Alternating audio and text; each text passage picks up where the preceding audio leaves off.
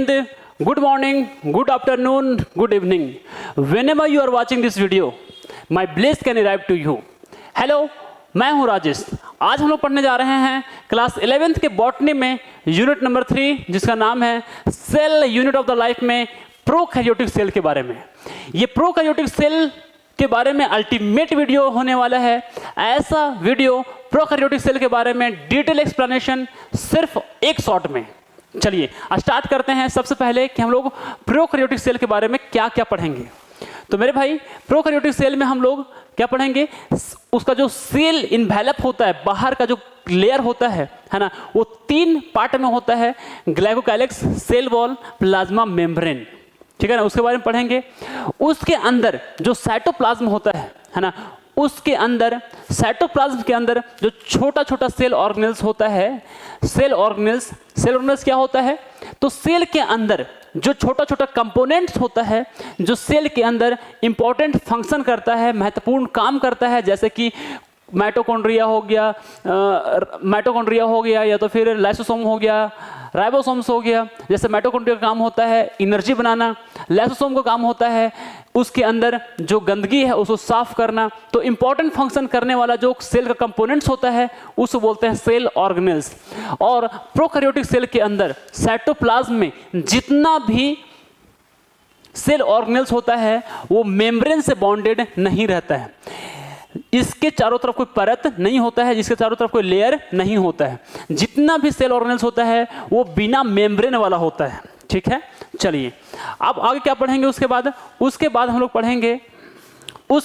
पढ़ेंगे भाई किस जो ग्लाइकोकाइलिक्स है ना, वो अलग अलग प्रोकैरियोटिक सेल में अलग अलग हो सकता है। अलग अलग उसका कंपोजिशन और थिकनेस हो सकता है, उसका बनावट और उसका थिकनेस अलग अलग हो सकता है। तो किसी किसी में जो ग्लाइकोकाइलिक्स है, यानी सबसे बाहर वाला जो लेयर है ना, पूरा जो लेयर है वो जो है ना क्या होता है, लूज होता है। क्या होता है, लूज होता है, पतला होता है, इसे बोलते हैं स्लिम लेयर। क्या बोलते हैं, स्लिम लेयर।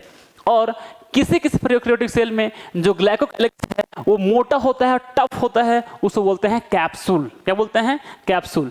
ठीक है, अब मेरे भाई अब हम लोग थोड़ा को क्या करना है ना, डिटेल में स्टार्ट करते हैं है ना। सबसे पहले तो किसके बारे में है ना, स्टार्ट करते हैं यहां से। प्रोकैरियोटिक सेल के बारे में है ना। प्रोकैरियोटिक सेल क्या होता है, प्रोकैरियोटिक सेल ऐसा सेल होता है जिसमें जो उसका न्यूक्लियस होता है वो वेल डिफाइंड नहीं होता है। प्रोकैरियोटिक सेल जो है ना 2 वर्ड से मिलकर बना हुआ है।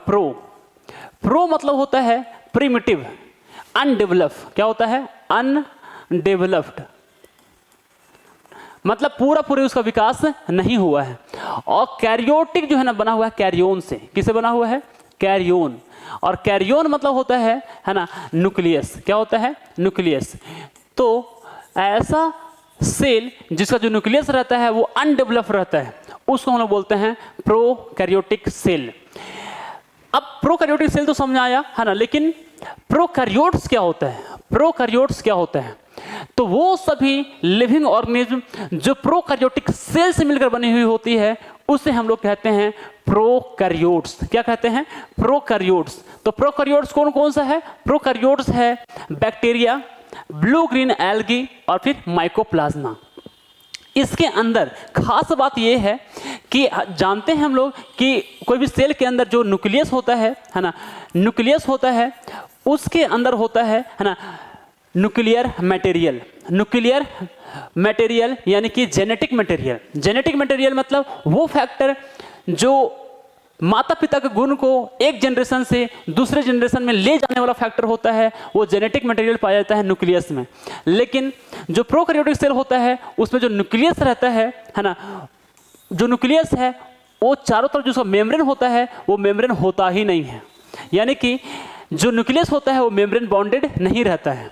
जो न्यूक्लियस होता है वो कोई परत से घिरा हुआ नहीं होता है। जब कोई परत से, कोई मेम्ब्रेन से घिरा हुआ नहीं रहता है ना, तो जो उसका जेनेटिक मटेरियल होता है जो सा जेनेटिक मटेरियल रहता है ना, वो बस न्यूक्लियस के जगह पर फैला हुआ रहता है, ऐसे उसको बोलते हैं न्यूक्लियर मटेरियल फैला हुआ रहता है ना, उसको हम लोग बोलते हैं न्यूक्लियोइड। क्या बोलते हैं? न्यूक्लियोइड। यानी कि प्रोकैरियोटिक सेल में जो न्यूक्लियस होता है उसी को हम लोग बोलते हैं न्यूक्लियोइड, ठीक है ना। चूंकि न्यूक्लियस तो यहाँ पर पूरा डेवलप है नहीं मेरे भाई। प्रोकैरियोटिक सेल आपको समझ में नहीं आता है। जब शुरुआत के दिन था, जब सेल बन रहा था, तो सबसे पहले माना जाता है कि बना हुआ होगा प्रोकैरियोटिक सेल जिसका न्यूक्लियस वेल डेवलप नहीं था। उसके बाद इवॉल्व हो करके मिलियनों साल में यूकैरियोटिक सेल बना, यूकैरियोटिक सेल्स बना, तो फिर बहुत सारा जीव बना जो हम लोग देखते हैं, प्लांट, एनिमल्स, ये सभी, ठीक है। तो ये था क्या प्रोकैरियोटिक सेल के बारे में थोड़ी सी कुछ बातें। अब थोड़ा सा आगे चल लेते हैं, ठीक है। थोड़ा सा इसका डिस्कस कर लेते हैं हम लोग, प्रोकैरियोटिक सेल इनवेलप और उसका मॉडिफिकेशन। यदि इसका हम लोग सेल का स्ट्रक्चर को देखें, है ना, प्रोकैरियोटिक सेल का स्ट्रक्चर को देखें, तो प्रोकैरियोटिक सेल का जो स्ट्रक्चर है ना, उसके बाहर में जो होता है, बाहर में जो 3 लेयर होता है, जो प्रोकैरियोटिक सेल होता है ना, उसके बाहर में 3 लेयर होता है जो एक साथ मिल करके काम करता है, एक सिंगल यूनिट की तरह से काम करता है ना। वो 3 लेयर एक दूसरे से एकदम टाइटली बॉन्डेड रहता है। क्या रहता है? टाइटली बॉन्डेड रहता है, एकदम कस के पकड़े हुए रहता है ना। उसमें से सबसे बाहर वाला जो होता है, जो सबसे बाहर वाला लेयर है, उसको हम लोग कहते हैं ग्लाइकोकैलिक्स। क्या कहते हैं? ग्लाइकोकैलिक्स। ग्लाइकोकैलिक्स के अंदर फर्स्ट नंबर पे आता है कौन? ग्लाइकोकैलिक्स। सेकेंड नंबर पे जो आता है वो है सेल वॉल। क्या है? Cell wall. सेल वॉल के सबसे अंदर, सेल वॉल के जो सबसे अंदर में लेयर होता है उसको हम लोग बोलते हैं प्लाज्मा मेम्ब्रेन। थर्ड नंबर पे आता है। यानी कि सबसे बाहर में है ग्लाइकोकैलिक्स, है ना, उसके अंदर होता है सेल वॉल, और उस सबसे अंदर वाला जो लेयर है, सबसे अंदर वाला जो लेयर है, उसको हम लोग बोलते हैं प्लाज्मा मेम्ब्रेन। क्या बोले? कि सबसे बाहर में जो लेयर होता है उसको बोलते हैं ग्लाइकोकैलिक्स, है ना। सेकेंड नंबर पे जो लेयर होता है ना, उसको बोलते हैं सेल वॉल, और फिर सबसे अंदर में जो लेयर होता है वो होता है प्लाज्मा मेम्ब्रेन। प्लाज्मा मेम्ब्रेन और फिर सेल वॉल के बीच में जो स्पेस होता है उसको हम लोग बोलते हैं पेरीप्लाज्मिक स्पेस। क्या बोलते हैं? पेरीप्लाज्मिक स्पेस कहते हैं। तो आपको समझ में आया है ना कि पेरीप्लाज्मिक स्पेस क्या होता है, सेल वॉल क्या होता है, ग्लाइकोकैलिक्स होता है। याद रखिएगा, सबसे बाहर वाला जो लेयर है, सबसे बाहर वाला जो लेयर है ग्लाइकोकैलिक्स। क्या बोलते हैं? ग्लाइकोकैलिक्स। उसके जो सेकेंड नंबर पे आता है सेल वॉल। सबसे अंदर जो वाला जो लेयर है उसको बोलते हैं सेल मेम्ब्रेन। सेल मेम्ब्रेन और सेल वॉल के बीच में जो खाली स्पेस है उसको हम लोग बोलते हैं, है ना, पेरीप्लाज्मिक स्पेस। क्या बोलते हैं? Periplasmic space. ठीक है। अब थोड़ा सा हम लोग क्या कर लेते हैं, समझ लेते हैं आगे। ठीक है। तो पेरीप्लाज्मिक स्पेस, अब थोड़ा सा इसके बारे में, है ना, देख लेते हैं मेरे भाई इसके बारे में। ठीक है। यदि अंदर का बात करें, है ना, जो सेल है उसके अंदर का बात करें तो ये है साइटोप्लाज्म। क्या है? साइटोप्लाज्म। प्लाज्मा मेम्ब्रेन के अंदर जो कंटेंट होता है सेल का उसको हम लोग बोलते हैं क्या बोलते हैं हम लोग? कंटेंट होता है उसको हम लोग बोलते हैं साइटोप्लाज्म। जेली के जैसा सेमी फ्लूइड होता है, जेली लाइक मटेरियल होता है, उसको हम लोग बोलते हैं साइटोप्लाज्म। वो कहाँ पर होता है? प्लाज्मा मेम्ब्रेन ये दिख रहा है उसके अंदर में होता है। लिक्विड मटेरियल जैसा होता है, सेमी फ्लूइड होता है, या तो बोल सकते हैं कि जेली के जैसा होता है। अब ये जो जेली के जैसा मटेरियल है उसमें बहुत सारा छोटा छोटा सेल का कंपोनेंट्स होता है, बहुत सारा छोटा छोटा सेल का कंपोनेंट्स होता है जो सेल के अंदर महत्वपूर्ण काम करता है। कुछ ऐसा सेल का कंपोनेंट होता है जो है ना सेल के अंदर सफाई का काम करता है। कुछ ऐसा सेल का कंपोनेंट्स होता है जो वहाँ पर जहाँ पर एनर्जी बनता है। तो उस तरह जो सेल का कंपोनेंट्स होता है जो साइटोप्लाज्म में पाया जाता है उसको हम लोग बोलते हैं सेल ऑर्गेनेल्स। तो सेल ऑर्गेनेल्स में, है ना, बहुत सारा सेल ऑर्गेनेल्स होता है। तो सेल ऑर्गेनेल्स जैसे कि बोले कि लाइसोसोम हो गया, है ना, जैसे माइटोकॉन्ड्रिया हो गया, तो उसमें से एक ये भी क्या चीज़ है, सेल ऑर्गेनेल्स ही बोल सकते हैं। किसका नाम क्या है? Genomic DNA. क्या है? Genomic DNA. और प्रोकैरियोटिक सेल के अंदर जो जेनोमिक डीएनए होता है वो एक जनरेशन से दूसरे जनरेशन में माता पिता का जो गुण है ले जाने वाला फैक्टर होता है, वो होता है जेनोमिक डीएनए। ठीक है। अब उसमें अंदर में साइटोप्लाज्म में ही एक और सेल का कंपोनेंट्स होता है, सेल ऑर्गेनेल्स होता है, जिसको हम लोग बोलते हैं राइबोसोम।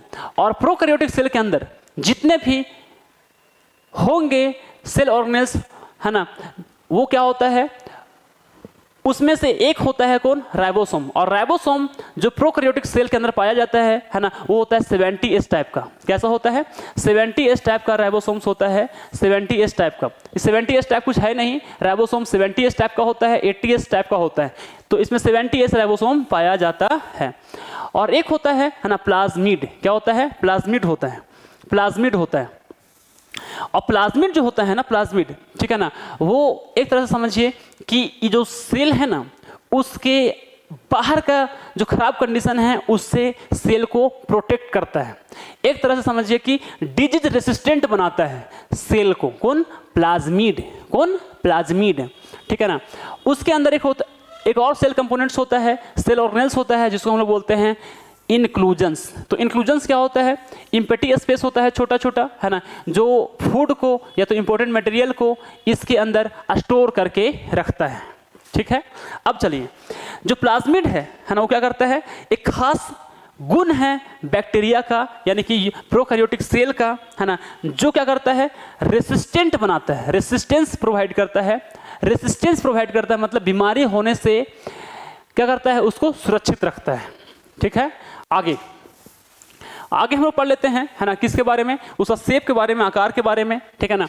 तो जो शेप है ना, उसको बनाए रखने के लिए प्रोकैरियोटिक सेल के अंदर जो उसका सेल का शेप को बनाए रखने के लिए जो महत्वपूर्ण काम करता है वो करता है सेल वॉल। क्या करता है? Cell wall. सेल वॉल क्या करता है? सेल का जो शेप है उसको बनाए रखने में मदद करता है। यदि सेल वॉल नहीं रहेगा तो डैमेज हो जाएगा, कोलैप्स कर जाएगा या तो फट जाएगा। ठीक है। और ये क्या करता है ना, उसको मजबूती देता है। क्या करता है? मजबूती देता है। और फिर मजबूती क्यों देता है? ताकि बैक्टीरिया का जो सेल है ना, वो फट ना जाए या तो कोलैप्स ना हो जाए। ठीक है। बैक्टीरिया जो है ना, वो भी क्या एक तरह का है, बैक्टीरिया जो होता है वो भी एक तरह का, है ना, प्रोकैरियोटिक सेल है।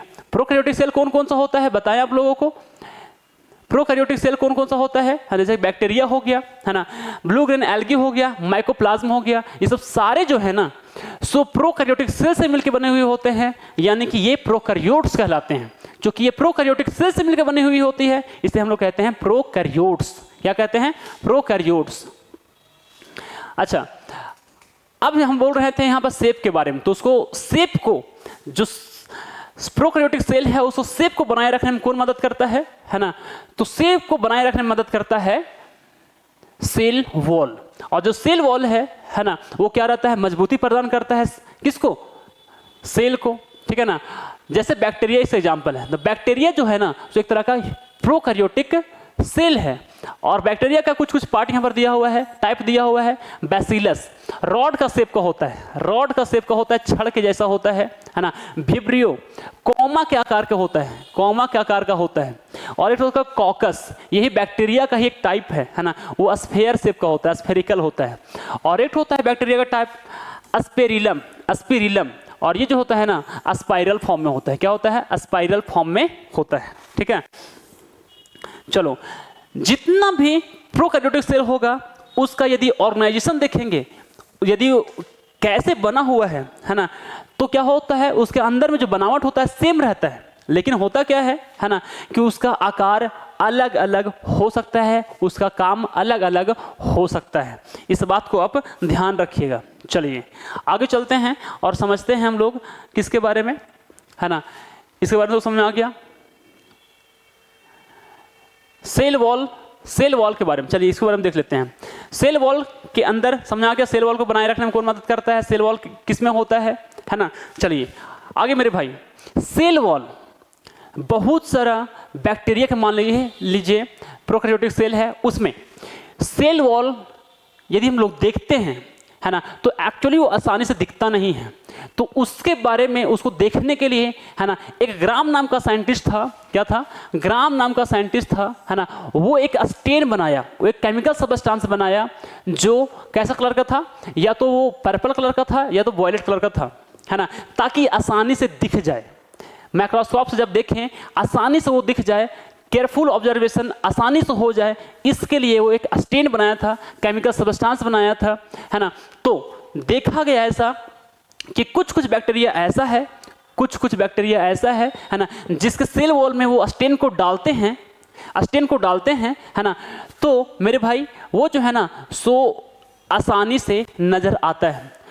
पर्पल पर्पल वॉयलेट वॉयलेट जो कलर है, या तो पर्पल पर्पल जो कलर है, वो आपको आसानी से नज़र आ जाएगा। क्यों नज़र आ जाता है? क्योंकि इसका जो लेयर है ना वो मोटा होता है। कितना होता है? मोटा होता है। सेल वॉल क्या होता है? मोटा होता है। तो जो स्टेन है, जो वॉयलेट कलर है, उसको पकड़ कर रख लेता है ना। तो उस तरह के जो बैक्टीरिया होता है उसको हम लोग बोलते हैं ग्राम पॉजिटिव बैक्टीरिया, जो ग्राम स्टेन को रिटेन कर लेता है, रख लेता है ना। उसका कलर आप देखेंगे तो वायलेट नजर आएगा। उस तरह के से बोलते हैं, उस तरह के जो बैक्टीरिया होते हैं उसको बोलते हैं हम लोग ग्राम पॉजिटिव बैक्टीरिया। और कुछ कुछ बैक्टीरिया ऐसा होता है जिसका यदि स्टेन डालेंगे तो वो दिखता नहीं है ना, वो दिखता नहीं है, क्योंकि इसका जो लेयर होता है, इसका जो सेल वॉल होता है बहुत पतला होता है, बहुत पतला होता है ना। तो जब स्टेन को डालते हैं, है ना, तो क्या हो जाता है, उसमें टिकता नहीं है, रिटेन नहीं करता है, रिटेन नहीं करता है। उस तरह के जो बैक्टीरिया होता है उसको हम लोग बोलते हैं ग्राम नेगेटिव। तो ये दिखता फिर कैसे है? देखने के लिए क्या यूज़ किया जाता है? देखने के लिए दूसरा केमिकल सब्सटेंस का यूज़ किया जाता है जिसका नाम है सैफ्रानीन। तो वो तो एक्चुअल कलर में जो वायलेट कलर है वो तो दिखेगा नहीं, वो दिखेगा कैसा? पिंक पिंक सा आपको नजर आएगा, है ना, वो वायलेट कलर का नजर नहीं आएगा। तो जो ग्राम स्टेन से ऑब्जर्व किया जाता है, ग्राम स्टेन की मदद से वो जो है ना दिख जाता है, वो कहलाता है ग्राम पॉजिटिव। जो नहीं दिखता है वो कहलाता है ग्राम नेगेटिव बैक्टीरिया। ये था पूरा का पूरा प्रोकैरियोटिक सेल के बारे में। मिलते हैं आपसे नेक्स्ट वीडियो में अगले कॉन्सेप्ट के साथ, cell unit of the life. आज के लिए इतना ही। जय हिंद, वंदे मातरम, गुड बाय।